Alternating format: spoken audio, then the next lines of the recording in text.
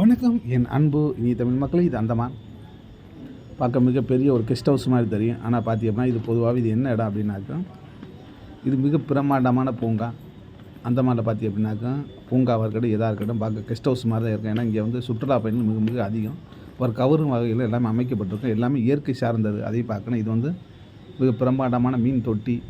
இதுக்குன்னே தனியாக ஒரு பில்டிங் அமைச்சிருக்காங்க. அப்படின்னாக்க எந்த அளவுக்கு இருக்கும் அப்படின்னு பூங்கா இருக்கும் அப்படின்னு பாருங்கள். சுற்றி பார்க்க இங்கே நிறையா இடங்கள் உண்டு. இந்த முக்கியமான இடம் தான் இந்த பார்க்கு பூங்கா. அழகாக மேலே நின்று பார்க்கலாம். கீழே உட்காரதுக்கான தனித்தனியாக இடங்களும் இருக்கும். அப்படியே கடல் இருக்கும். எட்டி அண்ணாந்து பார்த்தோம் அப்படின்னாக்கா கடல் உண்டு. அது போட்டு கப்பல் போயிட்டு வந்துக்கிட்டு தான் இருக்கும். அழகான ஒரு இடம். இது அந்த ஒரு இடத்த எடுத்திருக்கேன். பல இடங்கள் சுற்றி பார்த்தோம் அப்படின்னா அந்தமானில் வந்து இங்கே கடல் இருப்பார். பின்னாடி உள்ளது தீவு.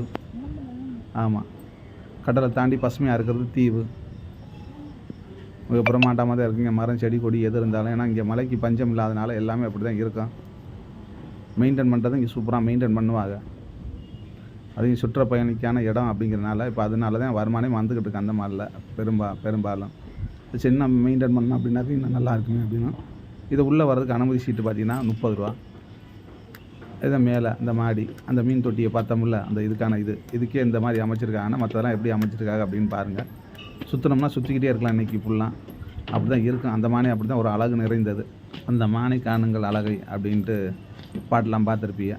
அந்த மானை பாருங்கள் அழகை அப்படின்னு. அதே அழகு நிறைந்தது தான் இந்த இடம்.